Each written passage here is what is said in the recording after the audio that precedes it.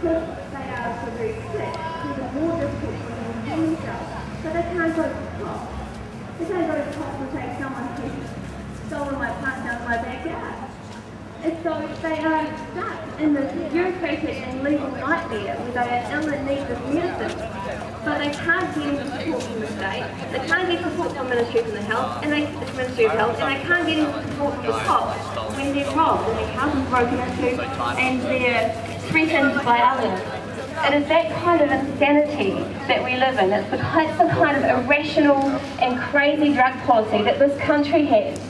You know, drug policy in some ways is not actually that important. It's just one of a whole range of things that has to be dealt with, but it's a really good indicator of how rational the system is. And in this country we have a deeply irrational drug policy process. Absolutely irrational. I think that was proven actually. But our big problem with them is that they are very expensive. Some suggest $10 a dose, which if you're talking about $10 a pill kind of approach, is a very expensive option for someone who needs to use cannabis on a regular basis.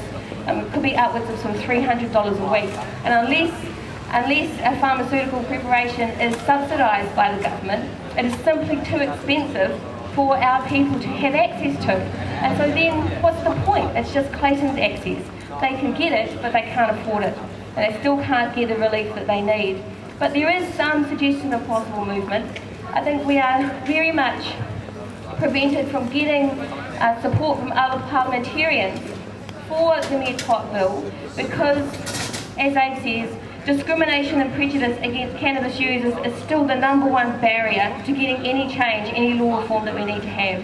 It's still perfectly acceptable to be derogatory about people who smoke cannabis, for whatever reason they may do so. It's one of the few remaining prejudices that we allow ourselves in this country. And until we can get rid of that, we'll never get the political will, because politicians will always look at numbers and votes and the decisions that they make. So we have to attack this from different ends. From a political point of view, I have to do much more work with the politicians and with information sharing and the science and the rational policy that we need to see happen, using the models like in Canada, the Compassionate Club models over there, and getting more and more information to MPs so they can see that this is not a radical move, but it is a compassionate move, and that other countries are doing the same thing, and that we are behind when it comes to this issue internationally.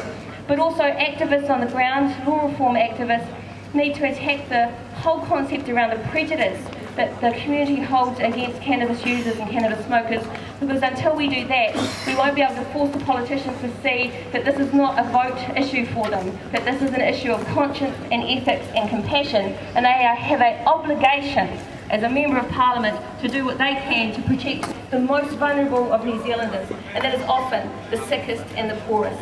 So kia ora koutou katoa, thank you for listening.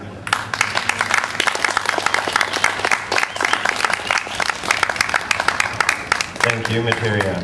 So just remember, everybody, that it is an election year this year, and based on the logic and the facts that you guys have just heard, it really would be inhumane and unconscionable to vote for any party that does not support medicinal cannabis.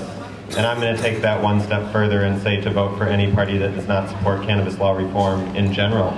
So that really only leaves you with two options, and that's the Greens and ALCP. So by voting for any other party besides the Greens or ALCP this election cycle, which is only less than 6 months away, you are effectively sending a message to the sick and dying that they can go stuff themselves. So think about that when you're voting. Now, one of the other things that we thought that we would bring to people's attention today during this information day is a lot of medicinal users, you know, they're old, they're infirm. Smoking might not necessarily be the most appropriate delivery method for them. And of course, a lot of the negative publicity surrounding the health effects of cannabis revolves around the adverse effects of smoking. And of course, smoking isn't the only way that cannabis need be ingested. There's many different ways to get cannabinoids into your bloodstream and have them act on your brain. And one of those is by eating cannabis. And to eat cannabis preparations, you have to prepare them in a special way. And this is actually This is probably the more appropriate route of administration for many medicinal users.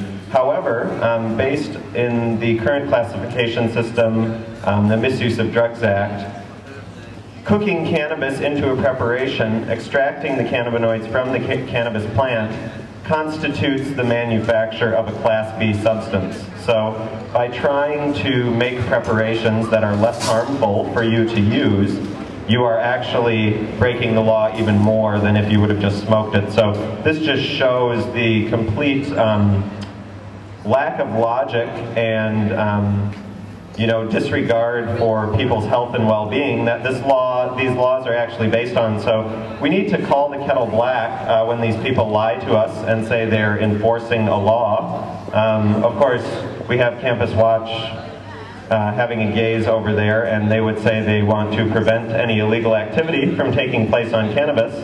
However, as you've just heard, this illegal activity, it's completely ludicrous that it is illegal, and anyone who tries to enforce such a ludicrous law needn't be respected or obeyed. And that goes for Campus Watch and the police. So today we thought we would give a little demonstration of how to cook cannabis into a medicinal preparation because we've brought you all this information about how beneficial it can be to use it, but of course you don't even know how to make those preparations. So right now we're going to have a cooking with cannabis demonstration that will show you how to prepare edible goods with extracted cannabinoids in them. So stick around for that if you're interested. And thank you for coming to Cannabis Awareness Week. Come make a donation at our stall if you like what we're doing. Send us a letter of support. Write a letter to the editor of any of these media publications that tend to slander cannabis. Visit our website, otagonormal.com, for more information. Thanks for coming.